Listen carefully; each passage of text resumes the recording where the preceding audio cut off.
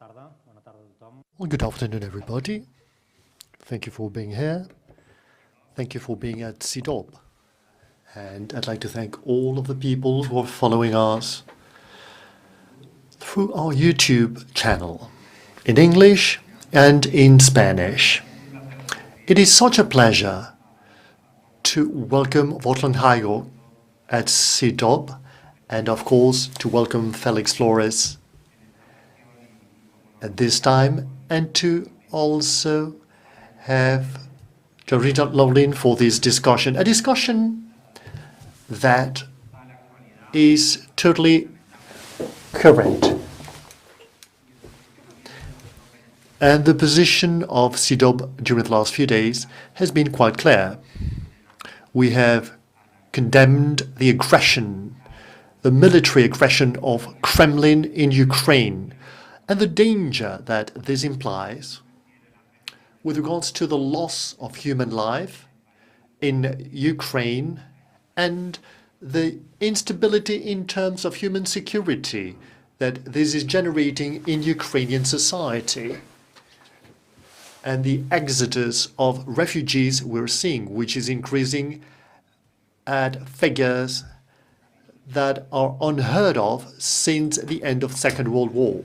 And it also represents a clear danger for the order of European security, for the respect of the rules and international regulations that have guided the European continent and the international community in the last few years, specifically since the end of the Second World War. And therefore, the only thing we can do is to condemn firmly the use of violence for something we believed was forgotten in our European territory, i.e. the use of military power to try and conquer another sovereign territory like Ukraine. So at CIDOB, on the 28th of February, more than a week ago, last Monday, we already condemned the situation, and of course we added ourselves to all of the expressions of support and sympathy with the Ukrainian people that is going through tragic circumstances. And today, of course, we wanted to take advantage of the opportunity of discussing this, because as a research center, we want to try and shed some light to the main issues in the international agenda, and to do it with people who know very well the situation on the field, who have been there personally, not only witnessing what's happening on the field, but they also have a long-standing relationship with the country. And therefore, they will shed some light, and we thank the audience here for being here. And as I've said, well, we will all try and shed some light to the situation on the field and what it all implies for the international order. And for that, we have three wonderful guests, three wonderful speakers. We have, first of all, on my right-hand side, Bohdan Nahaylo, who is a journalist, and he has also worked for many, many years in the United Nations. And he's a veteran of diplomacy and a veteran of information about Ukraine. And he lives in Barcelona now, and is the director of Kyiv Post, a publication in English about the country, about the politics in the country, but much more. We also have with us Felix Flores, who is a well-known journalist by all of you. He is an international correspondent at La Vanguardia. He has been assigned to many different conflict scenarios. He has traveled throughout the globe as a journalist, but more recently, right now, he has just come back from Ukraine, where the war is going on. He was present in Donbass, but also in Kyiv, and in different places in the country, doing a very close follow-up of what's going on. And he can tell us firsthand how the situation is and how he experienced it as a journalist, and how it is being experienced by the Ukrainian population.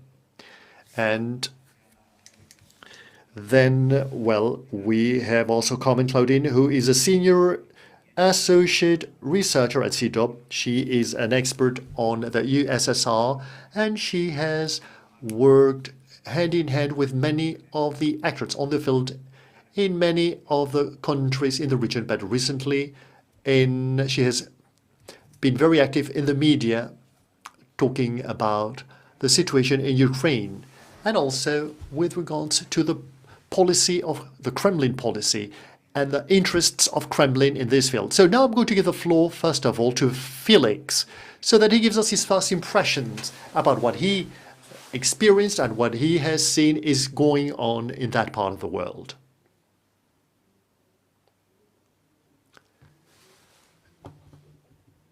Okay, I have to say that Kyiv Post is a Ukrainian medium, but in English language. And for decades, it has actually focused on Ukraine. Okay, that's all. Okay, thank you for such a generous presentation, Paul, and thank you for inviting me to be here. Well, I do not know what else I could say to what's going on in Ukraine. I spent there 15 days and I had to leave for different reasons, and someone substituted me. In these 15 days, I was in 8 locations, 8 different cities in the country, from Donbass, going through Kyiv and its surroundings. Well, I thought it would be very interesting to have a general view and not to limit myself only to the capital city. By the way, you may have all seen the images of the evacuation of Berlin, which is about 15 kilometers away from Kyiv. Imagine that between Sunday and Monday, you see people fleeing under a destroyed bridge. A week before I had been there, an aerodrome had been attacked 5 kilometers away, and we thought that the Russian troops would come in at any time in Irpin. Well, it has taken them 1 whole week at least to go to Irpin. So what do I mean by that? I mean that the first piece of data points out to the capacity and the resistance will of Ukrainians against the enemy. Well, let me just say, how I saw this Russian invasion at the beginning. It was something truly strange. Journalists went there to start believing that there could be a Russian aggression, and we all went to Donbass. As you know, the Donbass region is divided up. There is one part occupied by Russia, or administered at least by the so-called pro-Russian rebels of the Republic, and the rest of the region is still in the hands of the Kyiv government. Now, we all thought that in case of having a Russian aggression, it would focus there. And everything pointed out to that possibility. There were many signals that indeed said that the Russians would actually break up the front. Now, that did not happen in that way. What happened is exactly what the Americans had foreseen, and many observatories, and that nobody believed. Not even in Donbass, nobody seemed to believe that Russia would attack from all fronts at the same time. It is true that everybody was getting ready, civil defense was getting ready, everyone knew what post they had to go to, all of us there, not only the troops, but also the territorial defense, nationwide organization, which had been already working since 2014. Everybody knew where to go in case of an aggression. And yet, even though everything was prepared, nobody believed it, to the point that in the Donbass, under the control of the government, there were no battle plans. which was something absolutely surprising. There was the fear, but people did not really materialize it. I came to Kyiv, leaving Donbass, with the idea of going back the night before the invasion. That night, in the Kyiv center in Bohdan, on the Krishati Avenue, there was an atmosphere. I mean, the normal atmosphere. I don't know whether it was Friday or not, but there was music being played out in the street, and until 2 o'clock in the morning. I mean, at 2 o'clock in the morning, I got a phone call. The invasion has started, they said. And a few minutes later, bombardments started in the different neuralgic centers of the capital. And then the entry, a very strange entry of troops started. Russian troops that were filtered in. They appeared in unthought-of places. And at the same time, large convoys started moving, in the famous convoy of different kilometers that never ended, and that had to come to the capital city. And at the same time, there was another east side in Hakishi and Charnegi, and where lately bombardments have occurred with the so-called fragmentation bombs have been used. And well, it all started there. What I can say I observed in those days, moving through the outskirts of Kyiv and then going with the refugees that were trying to flee the country, I mean, to tell my readership the stories about the evacuation, well, there was an incredible will to resist and a very intense will to resist. I have to say that indeed, there are already 2 million people who have fled the country to Poland or to Romania. But the point is that these are basically women and children. I have not seen, I mean, it's hard to say, but I have not seen any man who has told me, I want to go, I want to flee. No. I have seen women who are actually just saving their children. They are saving their children. I'm talking about mothers. I had not seen them for days on end. I have not seen them shed a tear or say that they are afraid. They helped me very much. And I do not know, maybe it's nice to say this because it's the 8th of March today. But if all women are as courageous as I have seen them in Ukraine, that country will be saved. I do not know what else I could say for the time being. Because there are so many different aspects in all of this war. But there are two things I'm sure of. First, nobody expected truly, seriously in that invasion, but everybody was ready to accept it. And the point is that we have had war for 13 days, and the Russian troops have only been able to take up one city, just one city. I mean, it is the greatest failure of a modern army. Bearing in mind the limitation of the Ukrainian armed forces. I mean, their air force is out of combat. They have no navy. I mean, their civilians are unarmed, etc. It is true that there are weapons coming into the country. Personally, I believe that as long as Ukrainians want to resist, as long as they have the will to resist, they'll be able to do so. But nobody could expect such an incredible scenario. I'm going to stop here. Well, there will be questions asked afterwards about this. So, Carmen, I mean, I have said for a long time that women, specifically in Ukraine, are just impressive beings. They are just impressive. I mean, I do not want to be demagogic.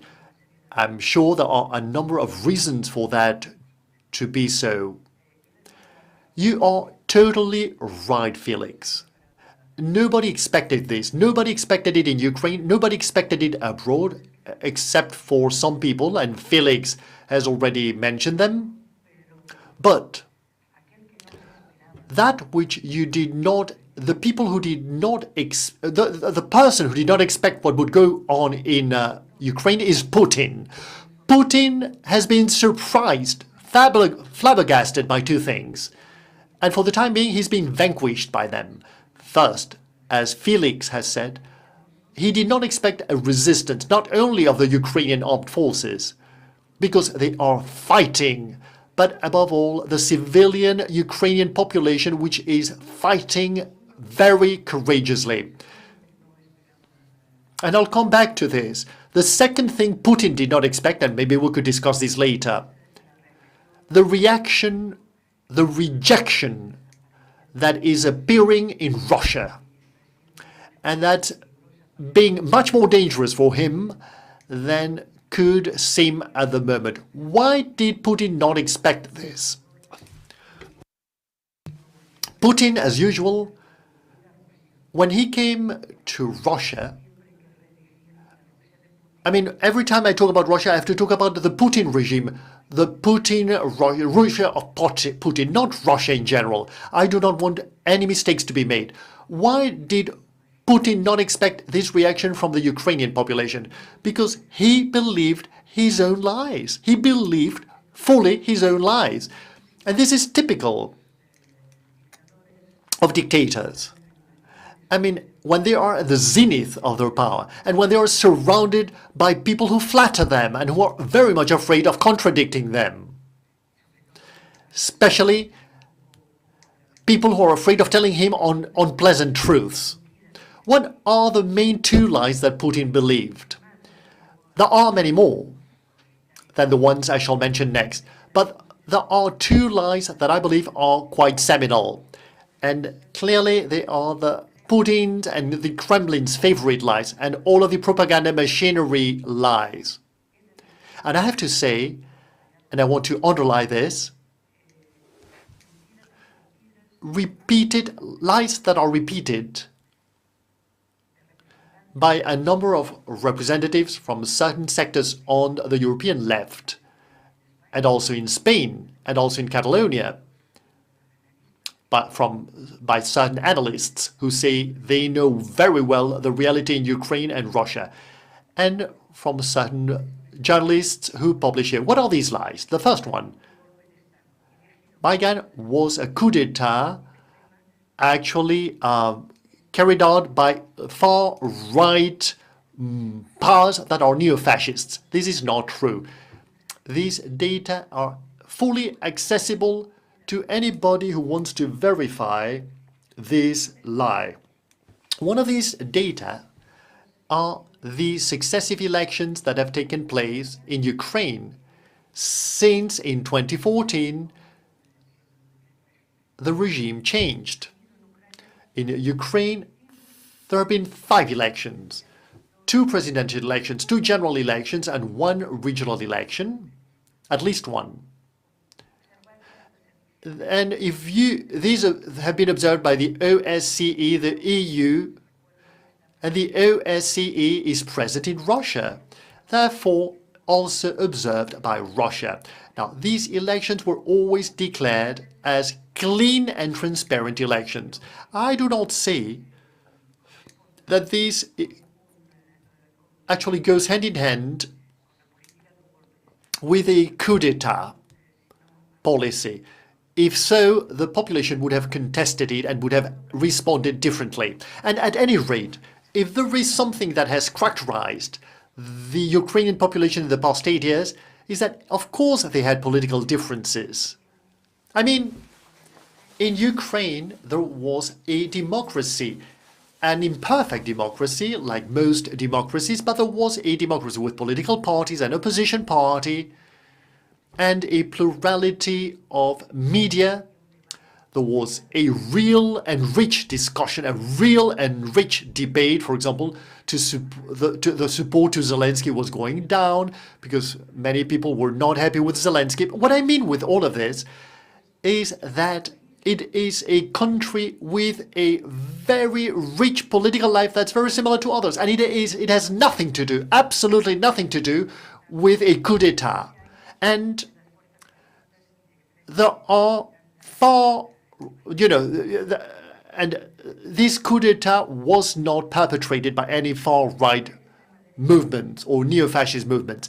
Now, this far-right, which supposedly is controlling the country, is not present in the institutions. They have not even been able to go through the barrier of 5% to be able to go to the parliament. There isn't a single MP from the far right present in the Ukrainian parliament.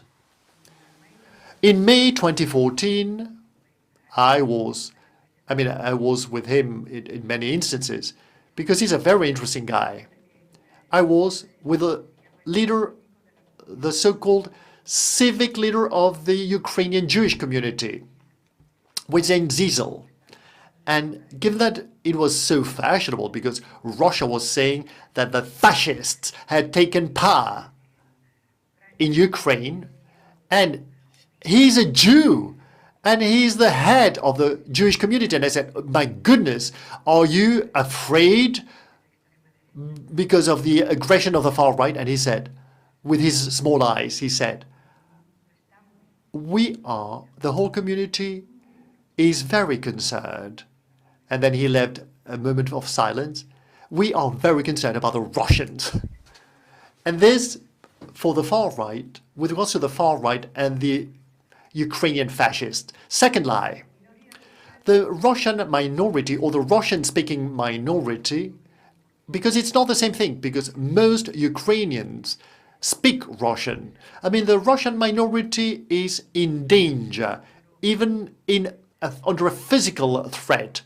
Putin has Milagorov and behind them all of his court. They talk about the genocide that this minority would have suffered if he did not intervene. Well, what can the data tell us? That I'm summarizing as much as I can. In 2015, 1,100,000 internal people who had to flee from Crimea. 1,100,000 had to go to Ukraine, to the Ukrainian part under the Ukrainian government, under the new government of Ukraine. Only 600,000 went to Russia. Only 600,000. That does not respond to the reaction of a population that felt threatened. But we have seen now, and I guess you have heard this in different places, in the false humanitarian corridors that the Russians have opened to be able to take civilian Ukrainian population out, they only functioned as long as the people using it had to go to the Russian side. And most people have they have refused doing that. They do not want to go to Russia using these humanitarian corridors. Well, sorry, I get moved. The language. Is the Ukrainian language threatened? I'm sure that Bohdan will tell us much more about this. In daily life, people speak Ukrainian, Russian. There is absolutely no linguistic problem. There has been a public discussion, a political discussion about the new legislation, about which legislation or which language policy, but I do not want to get into the details of this. But what this shows above all is that there is a public debate, and that public debate includes both Russian speakers and Ukrainian speakers, and they all give their opinion. So what does all of this tell us? It tells us that it's absolutely false that the conflict or the division that existed in the Ukrainian society is an ethno-linguistic division. That's a total falsity. It's not Ukrainians against Russians. It is a political division. It is between those Ukrainians who are originally Ukrainian or those who are originally Russian, between those who are in favor of building up a state of law and those who want, for different reasons, and they are a minority, a total minority in Ukrainian society, explained as I have explained it, composed by Ukrainian citizens with different backgrounds. A minority is in favor of remaining with Russia. Others want to integrate in the Russian Federation, and others do not want to do so, but they want to have a good relationship with Russia. But it's a political division. It is a societal model division. Do I still have some time? Okay, a little more time for me. Okay, Ukraine. You know what Putin says, that Ukraine has never existed and that it only exists thanks to Russia. I'm just going to devote 1 minute to this argument. Because beyond the fact that everyone has answered him, Mr. Putin, to his fantasies, but above all, the point is that it's a vision that's totally colonial. It's a totally colonial vision with regards to another country. Who cares that Eastern Slavs, Russians, Ukrainians, and Belarusians come from a single place many centuries ago? What is important now is what the citizens from those countries want now, and not where they came from 6 centuries ago. This argument by Putin, tells me that I have lived for many years in France. I was the daughter of a political exile from the Spanish Civil War, and it is so similar to the French decolonization time. We have taught them everything to these Algerians, they used to say. We Russians, without us Russians, Ukraine would be nothing. We have given them the possibility to exist as a state thanks to a number of times that you can actually study. At any rate, when there could still be opinion polls in Ukraine, well, we could find out. At the time, there was a 72% of surveyed people declare themselves to be very proud of being a Ukrainian citizen. And finally, the main lie used by Putin, which has been magnified here by a certain left wing in Spain and Catalonia, which is the point of the extension, the widening of NATO, and the promises that the West, and specifically Jane Stecker, had made to Mikhail Gorbachev. I don't know whether I have the time to get into this, or shall I leave it for later? Okay, you may leave it for later then. Okay, fine. Well, in which there are plenty of things that I'd like to ask. Bohdan, first impressions, and thank you very much for being here. Well, thank you very much to your center for organizing this at this very important moment. Thank you to Spain and to the Catalans here as well for your support, your empathy, to the Spanish government, which today, to the Procuracy, which has set up an investigation into war crimes, into your agreement to send some symbolic arms recently to Ukraine, when some other big European countries are reluctant, like Germany and France, for example, for basing your fleet in the Black Sea in recent years and helping to keep some stability in the region. We appreciate this. Thank you to the translator, your interpreter. You're doing a great job. I'm listening very keenly. I just want to say about the Kyiv Post first. Look, it's not a Ukrainian newspaper. It was founded by an American in 1995. The current owner of this newspaper, which has a multinational staff, I'm Ukrainian but born in Britain, as you can tell by my accent, is a Syrian refugee, a multimillionaire from Odessa, a Democrat, who bought the newspaper a few years ago and says, please, I don't want to interfere. I want to support the idea of a democratic voice. It's good for my own people to see this example. So just to give you the background. Some of my journalists right now are hiding, not just in shelters, but in villages around Kyiv. They're being bombed. They are in fear of their lives, particularly a British friend of mine, because he's got Russian troops all around him. Some have already left for Western Ukraine or managed to get to Poland, Romania, Slovakia, Hungary. Others, well, you know, are reporting. Like today, I filed one of my courageous correspondents from Kharkiv, which has been bombed very heavily, filed a report which has appeared today in the London Evening Standard. The Spectator London took a piece from me today. Every day we are producing material for the population in Ukraine, but also for the outside world, because we call ourselves Kyiv Post Ukraine's global voice. We try to be balanced, fair, not to fly a Ukrainian flag, but to tell the story as it is. And of course, the story is not a happy one.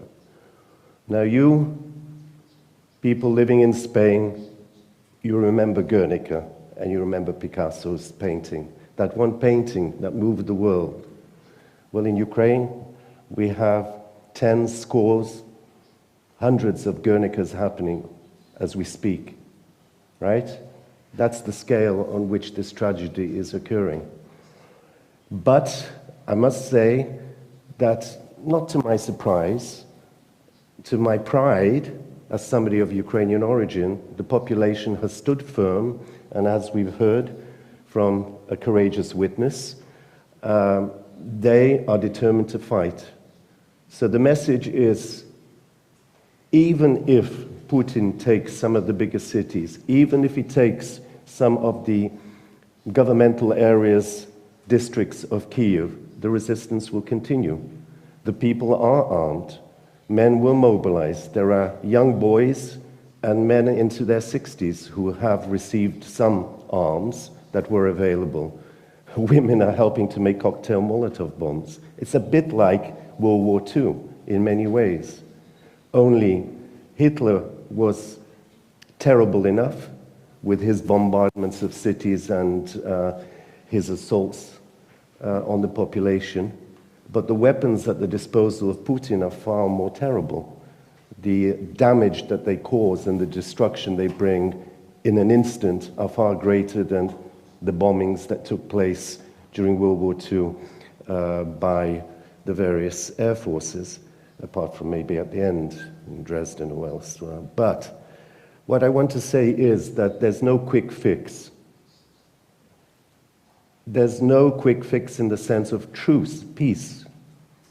How can there be peace with a bloody tyrant that doesn't even recognize the existence of the Ukrainians as a separate people, as we've heard, let alone its right to a sovereign state?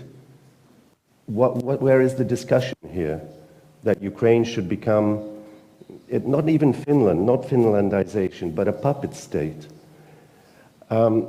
Remember, not one single missile that we're aware of, not one single shell has been reported in the Russian media as striking Russian territory. It's an asymmetrical conflict, asymmetrical, with crimes against humanity being committed on a massive, massive scale. Now, of course, this is not going to be forgotten. This has had a huge impact on the population. And so even in the southern and eastern areas of Ukraine, which were Russian-speaking traditionally, and whose loyalty has, I wouldn't say was in doubt, But for example, Odessa, Mariupol, Kharkiv, these are cities where perhaps in the past it could have gone either way, had the Russians had a different policy. But they're not being welcomed by flowers. There is not one single city that has welcomed the Russians in the last few days. Mariupol, Kherson. If you look at the images, thousands of people, women in particular, children, out there with their flags, telling the invaders to go home in Russian. And many, many ethnic Russians now who have become fervent Ukrainian patriots. They want to be part of a Ukraine that is not based on ethnicity, but on a modern sense of political statehood, inclusive statehood for everyone. Zelensky is a Jew, a Russian speaker originally from what was considered Eastern Ukraine, though Kryvyi Rih is actually the center. He was elected by 73% of the voters, of the population. Doesn't sound like Nazis were voting for him, right? But this is the myth perpetrated very crudely by the Kremlin. And I want to just dispel a few other myths. This is not Putin's confrontation with NATO. This is not an attempt to push NATO back. Look, there was not a single US missile deployed in Ukraine. Yes, Ukraine was screaming for defensive weapons for years. And Germany and France blocked this. And NATO said, oh, no, we can't. Putin is very touchy. We mustn't upset him. And business must go on as usual. Business, particularly for Germany.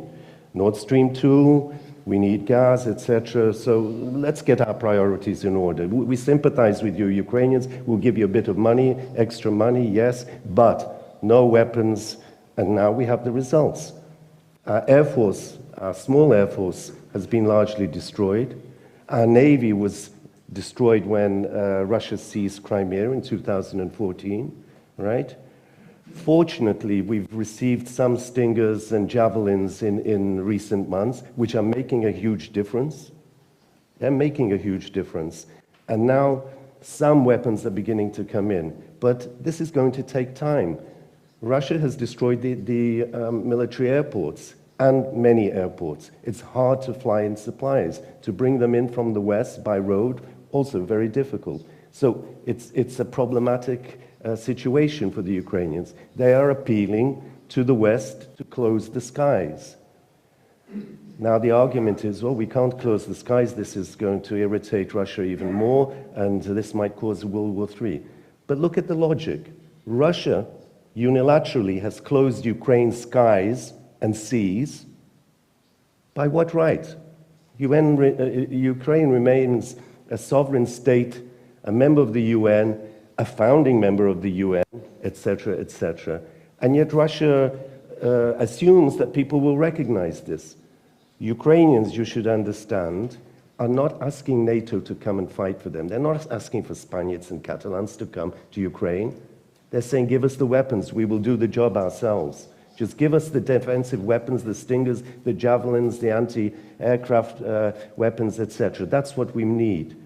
Yes, we need your moral, political, financial support, but we're not asking for your boys to come, though we see international brigades being formed, reminiscent of some other war that I remember. Now, let me just say a few more words about how it might develop. What are Ukrainians hoping for? Obviously, in the short term, they would appeal to the West to help them close the skies. That would make a huge difference. Secondly, they are hoping that more and more Russians will come to their senses and see Putin for the latter-day Hitler that he is. And maybe not a latter-day Hitler, maybe a Caligula.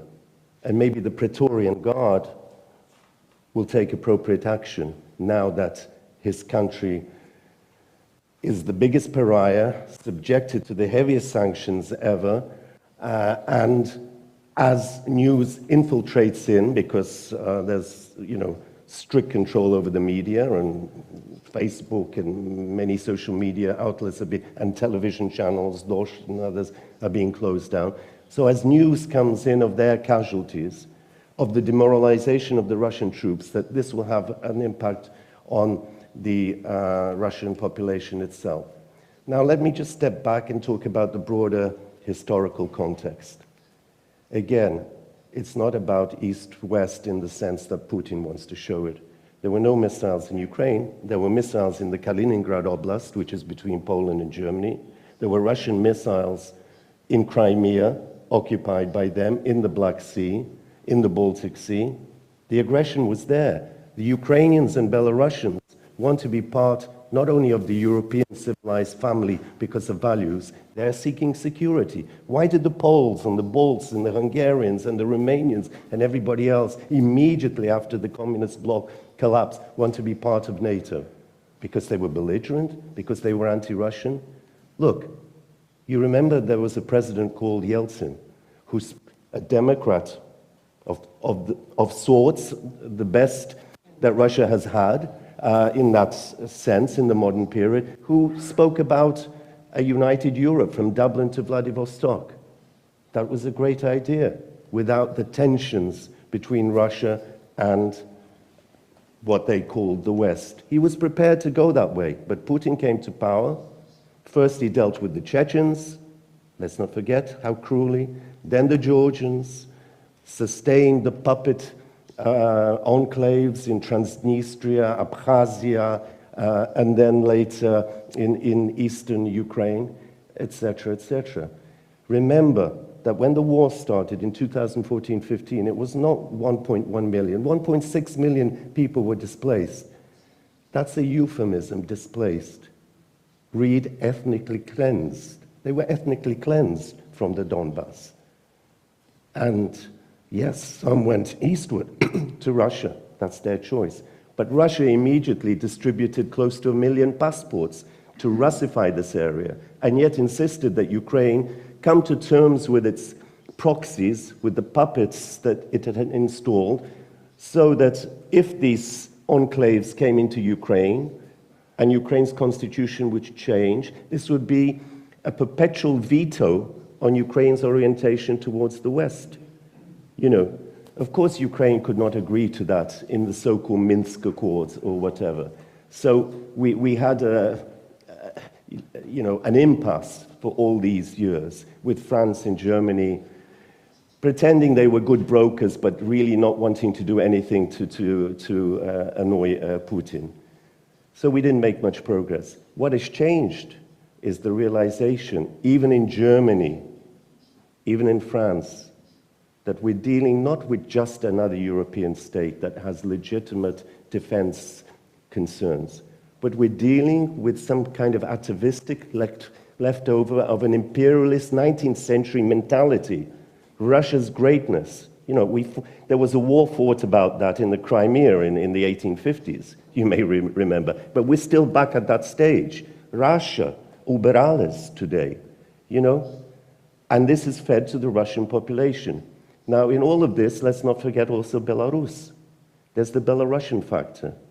Putin realizes that the game is up. Either he gobbles up Ukraine and Belarus now, or the ongoing reconfiguration of Europe, meaning the assertion of Eastern Europe's right to be part of Europe, will continue. Ukrainians and Belarusians are saying, we're not anti-Russian, just leave us alone. Let's trade, let's have cultural exchanges, let's do business. But Eurasia starts here, Europe ends here. We're part of Europe. So that's our civilizational choice. It's not just a political thing, it's civilizational, right? For Russians, they have this notion, not all Russians, but the ideologues of Russian imperialism, not their Democrats, that they are somehow special. It doesn't go as far as Hitler and the Aryan race, but Russia is different. Russia, different rules apply to it. It should be treated differently, etc. And this is also, continued by the Russian Church, which is supporting the murder that's going on, the Russian Orthodox Church, etc. So what we're seeing in Eastern Europe right now in this war is the continuation of unfinished historical business from 1918. If the rest of Europe more or less despite its wars, managed to forge its new shape and identity and its modus vivendi in the form of whether it's the EU or whatever arrangements. These countries were left out even after the Soviet Union collapsed. Belarus and Ukraine and Moldova, Georgia. And today what we're seeing is a battle about their future. In the broader sense, of course, it's about East-West relations. But specifically, it's about this and Russia's future. What is Russia? That is the big question that is facing the Russian population. Where does Russia begin? Where does it end? What aspirations should it have? What limitations should there be on its appetite? And what to do with a cruel monster who's probably not all there if you listen to his language and threats to the rest of the world, shaking his nuclear missiles at the world. So I think I'll stop there. It was long enough, but what I'm saying is that this is a defining moment in many ways. And it's tragic for Ukraine and Ukrainians at this moment. But in the broader sense, this is a defining moment for all of us, for civilization as we know it, for the West and democracy as we know it, for Europe. Let's hope we have the courage to stand firmly, defend our values without obviously going to the ultimate extremes, which would be suicidal, but find a way to curb this monster and for us to live in peace in a dignified way in the future. Thank you. Thank you very much. Thank you very much, Bohdan. Very compelling ideas and discussion. I think you opened, and before we go to the public, if you allow me, I would like to make a second short round on some of the things that were left out in our discussion and that I consider quite important. One aspect is, of course, what you do in terms of avoiding the wars to come. So that means, in a general sense, of escalation of hostilities that can have an even bigger human toll on the population of Ukraine at this moment. So what practical measures, you hinted at some, such as the no-fly zone and the support for the military, but how to make sure that, or at least to try to avoid the wars to come, because I think we are at that point, at that situation in time where the resistance, as Felix was mentioned, is very, very high, where the plans of the Russian military and authorities have backfired in a sense or haven't fulfilled their goals as initially planned. So in these two dimensions, what to do now. Second aspect that I would like you to touch upon is what where Carmen left it in her previous remarks. What do external actors, or what can external actors do? We've seen about discussions about NATO's involvement and the dangers it creates. We've seen about these interests that have permeated EU politics, European Union politics for so long, that have eventually just created the situation we're in.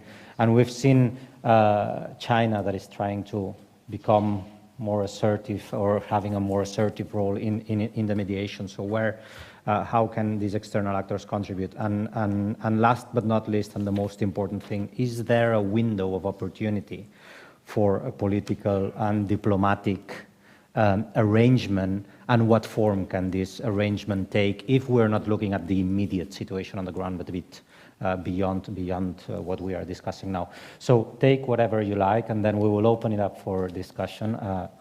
And I realized that I was speaking English. Quickly Sorry. start because I'm in full flow now. Yes, so please, we'll do the reverse order. Yes, we do the reverse order quickly. Look, there's no quick fix, as I said. Even today, this is a disaster, a catastrophe, not just for Ukraine. It's a disaster for the international system, for the OSCE, for the toothless UN. Today, you saw the reports, the Irish Times leaked a document. UN employees were instructed not to refer to it as a war, but a conflict. and not to show Ukrainian blue and yellow flags because this might antagonize the Russians. The Ukrainian foreign minister protested, and then one or two top officials backtracked. I know Antonio Guterres very well. He was my boss at the UNHCR, and we were on first-name basis, so I know that this is not what he would like, and I know his position very well, but, you know, we operate in a system that for so many decades has had these shortcomings and failings. And Russia will again appear at the Security Council, even though 141 states voted against it in the General Assembly, and say this is untrue, it's the West is to blame, we are not shooting at civilians, etc. What we need ultimately is a new security architecture, obviously. We need to take into account the lessons that we should be learning even as we speak. You know, at least the League of Nations, yes, it was not operating in an age of atomic weapons, but at least the League of Nations had, without America, had the teeth to expel certain members, to censure them so strongly for aggression, right? If we still have these notions left over from Yalta, from Helsinki 1975, that we can just sort of talk, have dialogue, and life will go on. There has to be a more principled stand. And my hope is that this defining moment will end in a revolution in the mindsets of Russians themselves.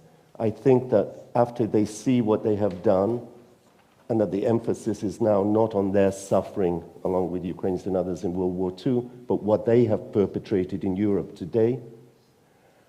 And when they realize to what extent they were abused by their leader and leadership for his own egocentric goals, and when they look at the poverty that the majority of Russians live in, not the oligarchs and those who made it rich from the energy sector, that we may see another Russia that will be prepared maybe to have that vision of Yeltsin and of Hertz and of Sakharov, and to return to the negotiating table, not, you know, flexing their biceps, but actually more humbly as neo-Europeans. Thank you. Creo que eres muy... Oh my goodness, Bohdan, I think you're so optimistic. You're overly optimistic, I'm afraid. I mean, it's not that Russian citizens can actually come to that point at some point to understand that they also have possibly in front of them a potentially democratic future if they could choose it. Yes, but immediately, short term, I'm afraid things will take longer. Now, I fully agree with Bohdan that right now, in addition to the resistance, the heroic resistance shown by Ukrainian citizens, and this allows us to gain time, unfortunately, at the cost of hundreds of deaths and casualties. What's clear is that the core of the potential of the possibility of stopping war right now is in Moscow. That's clear. The core of that possibility is in Moscow, not because of what Bohdan says, that Russian society can already change and therefore exert pressure on the government, but rather I believe that if there is any glimpse of a hope or a possibility, I see it as a palace coup. Not a coup d'etat in the classical sense, but a coup de palace, a coup de palais, you know, a pressure over Putin or internal pressure that takes Putin away from power. But if it's not from that top, to me, it's going to be very difficult. That only bottom-up pressure, which does exist and is growing, that bottom-up pressure cannot achieve that. I agree with the fact that the role played by China is crucial here. And I believe that so far, I'm not a specialist in China. If there is anybody specializing in China amongst the audience, I apologize for what I'm going to say. But I believe that China, at any rate, is sending a message that I believe is quite clear if I were in the Kremlin. And they have good Chinese experts in Kremlin. China is not happy with what's going on in Ukraine and in the Kremlin.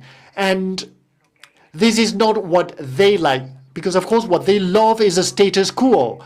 And above all, what works for them should not be touched. So it's not as much China as a mediator. I do not see China as a mediator. I mean, maybe I do not see China as a public mediator, but China as a pressure mechanism on Russia. Maybe they can send a signal, to this potential coup de palais, so that there is a coup at the palace. With regards to the external factors, I didn't want to say this, Paul. I wanted to respond to the argument that the fault, I mean, the guilty party is officially that NATO has extended itself in spite of Russia's warnings. And not only has it been extended, but it had promised it would not do so. Well, if you're interested in that, I could give you further details about this. But at any rate, I fully agree. I mean, I could even tell you what Gorbachev says, not as an analyst, what Gorbachev says about this.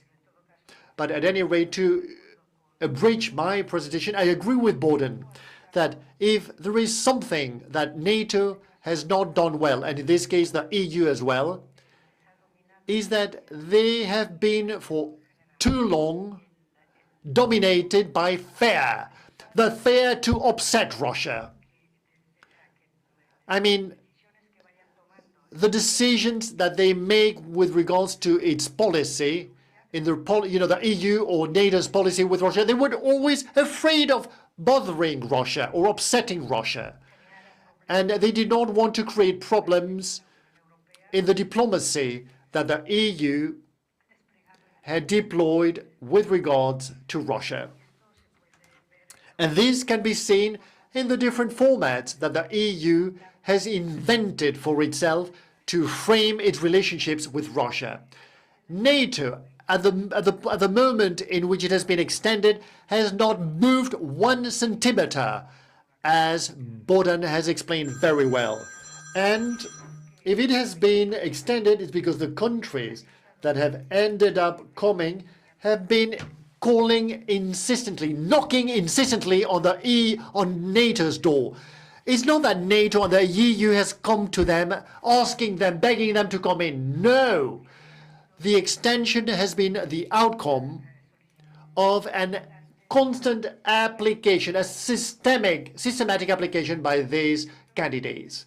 I'll stop here, and Gorbachev's quotation, if you wish, I'll tell you later. Okay.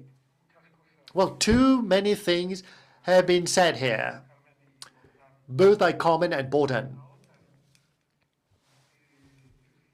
It is true that these countries have been asked to come to NATO and the EU, but there is also another truth. Since the so-called color revolution in Georgia in 2003, Ukraine in 2004, NATO already placed its feet discreetly both in Georgia and in Ukraine. And Russians knew this perfectly well. I mean, NATO could come to the doorsteps of the Caucasus, and that implied a lot of problems for the presence in the Black Sea. There is something else that needs to be remembered, and it's Ukraine has been denied last June by Joe Biden, Joe Biden told President Zelensky, not now. And since 2014, it is very complicated for NATO to absorb a country whose territory is partly occupied. It is not feasible, and President Zelensky today has recognized that there is no way for his country's integration in NATO. But we have to look at another aspect. How has all of this war been fed? The moment Russia and the Kremlin starts concentrating is around Ukraine. And what we observe in other maneuvers, what we observe is that it's a movement that's not precisely new. We had already done this in the past. And what military analysts notice is that he is not concentrating enough forces for an occupation. And then that gives rise to the thought that, well, they will not be able to, because they will not be able to occupy and control the whole country. Today, that's true. Russia does not have the capacity to occupy the whole of Ukraine. But it is true that there has been, there is a spiral being generated of speeches on the one side and the other that has been feeding the war in an exaggerated way. On the American side, they kept on saying, Russia will invade, Russia will invade, Russia will invade. They have been saying that for many weeks every day. And Russia has been denying that at the same time. So, to which extent hasn't that been a self-fulfilled prophecy? We would have to look back with the benefit of hindsight to see exactly what Putin was meaning to do, or what he was saying. Because what he's asking for now is not exactly what he was asking beforehand. The new security architecture for Europe, which was a perfectly reasonable thing, which he could have talked about, has come to a point that's a threat to invade a country that's not a member of any alliance. So you cannot negotiate under such a terrible threat. If you do not accept what I want, I will invade you. By the way, that's a type of reasoning that has been used in Spain from certain left-wing sectors. The way to end with the Russian invasion is to negotiate with Russia and to give Russia what it wants. What does Russia want now? Let's see what Putin is saying. He says, he wants exactly what he said according to the Minsk agreements. I want Donbass, I want what would be Russia, these territories on the east and the south of Ukraine, which according to him belong to Russia for historical reasons.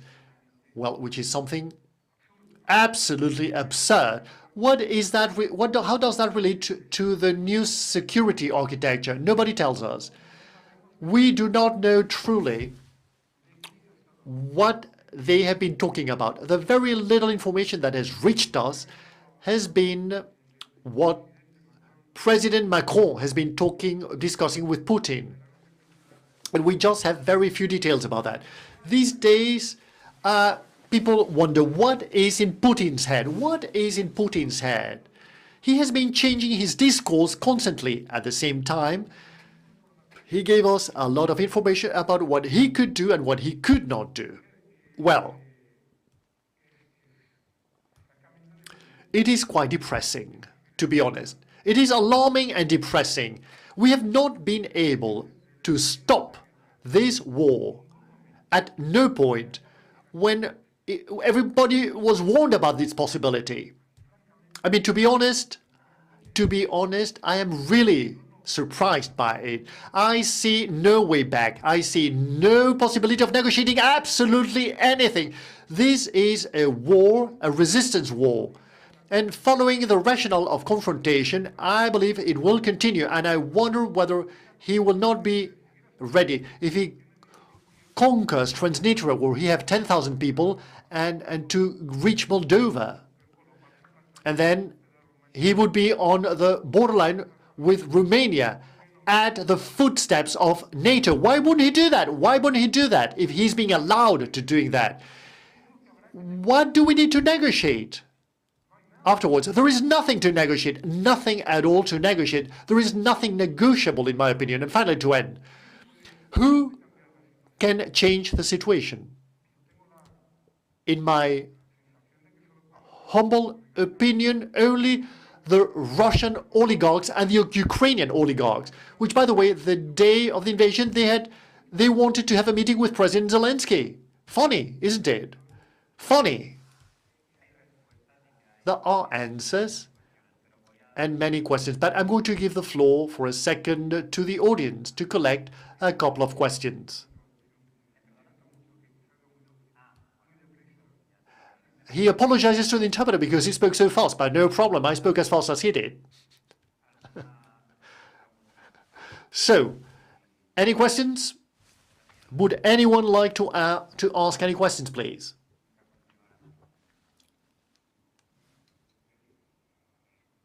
Well, Felix has excluded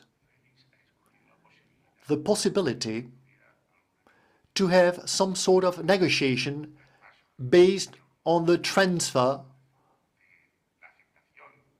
on the acceptance of Crimea as part of the Russian state and Donbass and some other areas. My question is as follows. I have read in different instances in the newspaper that in Crimea, the majority of the population is in favor of Russia. I do not know whether that's true or not, but that's what I've read. The Crimean population is in favor of Russia. Does that happen in Donbass as well? It's a question for you. If that happens, and I do not know whether that's true or not, maybe it would not be that far-fetched. I mean, if most of the population in Crimea and in Donbass was in favor of being annexed to Russia, well, this could be far-fetched in a normal situation. But in a situation in which Putin's failure could actually unleash the total destruction of the country, maybe, I mean, I hope there is a coup in the palace. I mean, but he has been doing terrible things in foreign countries. Stalin did horrible things to his own people and to the neighboring countries, just like our dear dictator Franco. So, I mean, what if these Crimean and Donbass populations were clearly pro-Russia, there was a real referendum, and they were just passed on to Russia? And if those areas could be passed on to Russia freely, if they are pro-Russian, I'm not talking about Kharkiv and others, maybe it would be easier to have a democratic future for a more homogeneous country. I mean, Ukraine. Ukraine would be a more homogeneous country and it would be better. Okay, wait, Felix, wait. Let me ask if there are any further questions, please. Any further questions, please? Okay, another question here. And then we'll go back to the panel. Okay, this is a question for Bohdan. Bohdan, I'm going to ask it in Spanish, okay? You talked about a factor that really draws my attention. In Ukraine, people right now are embracing the Western ideals. At the cost of what we traditionally used to think that, that they are the Slav ideals or some other types of ideals. And you also talked about the Spanish Civil War and Guernica. And I can tell you that the Spanish Civil War was not just a civil war. It was a battlefield between two systems, fascism and communism.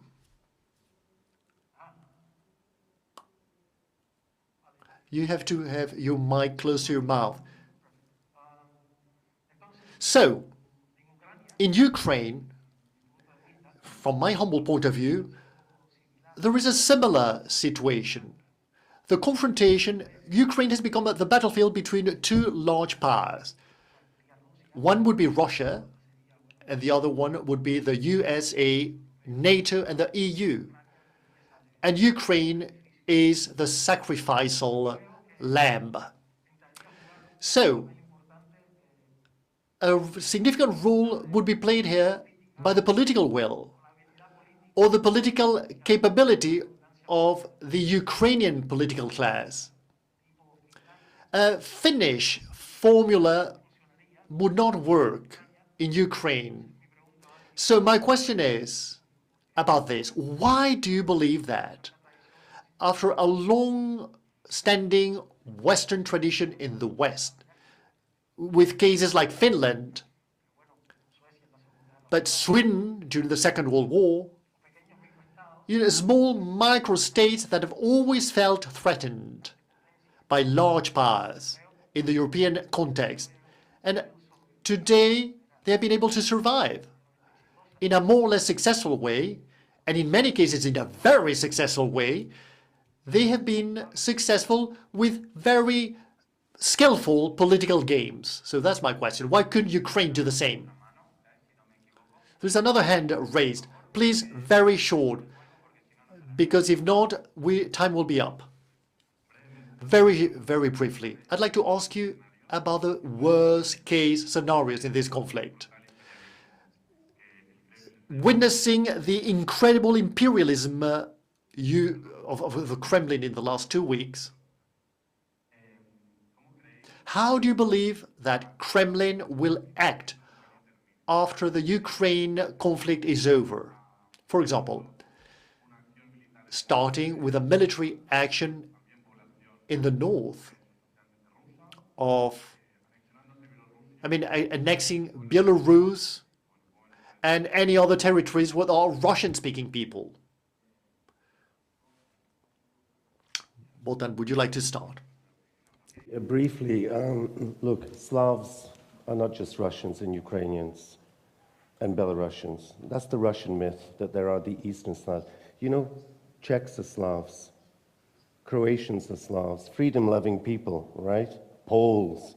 You know that in the 19th century, Poland was Ukraine. Russia didn't want Poland to go west. It wanted it to be part of the Russian Empire. And don't touch Poland, which was having constant revolutions, you remember? Well, you may not know. There were in 1831, 1860, whatever. Poland was the Ukraine of its day, right? So it's Ukraine's choice.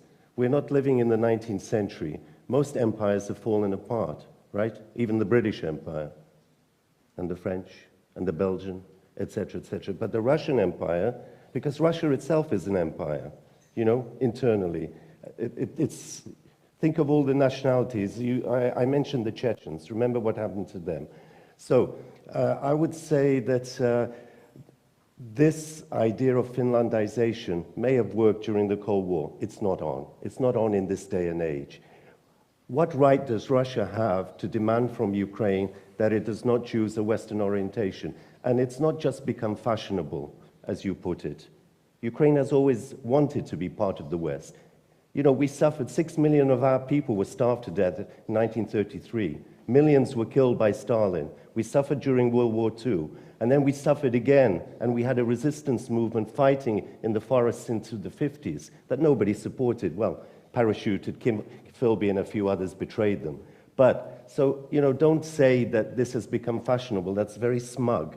I would say Ukraine has always wanted to be part of Europe, but was denied that right. And today, it is fighting for that right to be itself. And to be itself is to be a democracy, not an Oriental despotism, right? We change our leaders. We've had quite a few presidents, as you've heard. We don't have one guy for life, as in the stans. Russia, Stan, Kazakhstan, whatever it is, Kyrgyzstan, you know, Turkmenistan or whatever. So please distinguish between that. That's why I say the border of Europe and Eurasia. It's a civilizational choice. Now, the other question was about Crimea. Too late. That's spilt milk. That issue could have been discussed after 2014. And even in the last year, I heard, in the last 6 months, there was talk that one of the deals that could be made is Russia gets away with Crimea in the longer term, eastern Ukraine, that part where almost 1 million Russian passports have been given out, so Russia already de facto considers it Russian, right? That in return, Ukraine would say, okay, no NATO, but EU membership, right? So we get the benefits of trade, belonging to the European family, but we're not allowed to join NATO as such. That was being mooted as one possible situation. It's too late now. You know, Crimea, we're not talking about Crimea. We're not talking about eastern Ukraine, the Donbass anymore. I told you before, Donbass has had 1.6 million people ethnically cleansed from it. Who are there? They want, you know, they've got rid of the Ukrainians from there. So, but just 2 more points. We haven't mentioned Turkey. We've mentioned, Turkey is a neighbor of Russia, right? It's a NATO member. Yeah? Russia doesn't seem to talk much about Turkey. Turkey is playing a positive role as seeking to mediate and find, you know, a delicate way to try and put an end to this madness. China, please listen to what I'm about to tell you. China is Ukraine's largest trading partner, right? China doesn't want Ukraine destroyed, flattened. It doesn't want Odessa taken, because a lot of its stuff that's coming for European markets comes now recently overland via the new Silk Route, right? Bypassing Russia, but also by sea and elsewhere. And Ukraine is a very important strategic economic staging area. China, I'm sure initially was very happy, gleeful that the West and Russia were having a spat, right? But this all-out war, this is not what China wants. China will not publicly say that and refrain from, it sat on the fence, as it were. It didn't vote against the resolution, you know, along with the 141. It was one of those that abstained, interestingly enough. You saw the vote in the General Assembly. The only countries that supported Russia were Belarus, which is now a vassal state, obviously, Eritrea, Syria, and what was the other one? Russia itself, and North Korea. North Korea. There you have it, the rogues gallery. So even China, along with India, said, we better not get involved here. You know, we sit on the fence. We wait for it to sort it out. But Turkey is an important player here too. But the bottom line is that what we've seen in the last 13 days or so has gone so far that we cannot apply the former recipes and hopes that we had before. Something has dramatically changed in our appreciation of the state of affairs and the possibilities that exist. When I'm talking about Russia changing, I didn't want to imply that, you know, suddenly or quickly the Russian population will change. What I was saying is that with the war dragging on, the military human costs, the costs in, you know, sort of the public image of Russia, pariah state, the devastating, one hopes, impact of sanctions, that this will have a cumulative effect later on, but that in the shorter term, there will be a palace coup. At least 6 oligarchs close to Putin have broken ranks already. You know, I think that we are dealing with a very unpredictable scenario. Why has there not been, in the last 3 days, why has the Russian advance suddenly stopped? It's not just because of the fuel and logistics. It's not just because of mud. There are things happening behind the scenes. Why was Yanukovych, the president that was ousted by the Maidan revolution, why was he brought to Belarus for a few days and then taken back? You know, the water is muddy. We cannot read what is actually happening. All we can pray for is that we avoid a nuclear war that will destroy us all. And remember, nobody's mentioned that the Russians have attacked and seized power stations as a potential source of blackmail, which affects us all, right? So, you know, it's a new game I'm using as a euphemism, not in any fun sense, but there's so much that's dangerous and unpredictable that I fully agree that I don't see the position for negotiation, because to say peace at any cost, peace at whose cost? When you've destroyed half the country, killed so many people, who's going to pay for the reparations? The EU again? Spain? And along with European countries? Who's responsible for it? Who's going to rebuild, you know, the schools and orphanages and airports? You know, you don't just say, well, it was a mistake, we'll give you Crimea, we'll recognize that and go away and don't bother us. It's far too complex and serious. Thank you. Thank you very much, Bohdan. Carmen y Felix. Felix, Carmen. Well, I'm going to leave Felix to speak, because if not, time is up. Well, Bohdan has said it all, hasn't he? I think you have said it all, Bohdan. When it comes to answering the questions, yes. Carmen, are you satisfied? Absolutely satisfied with what Bohdan has said. There are always things that could have been said. We could actually have spent 2 full hours here, because there are so many topics, but it's 8 o'clock on the dot and time is up. Well, thank you ever so much, everybody, for being here. Thank you, those of you who have followed us online. And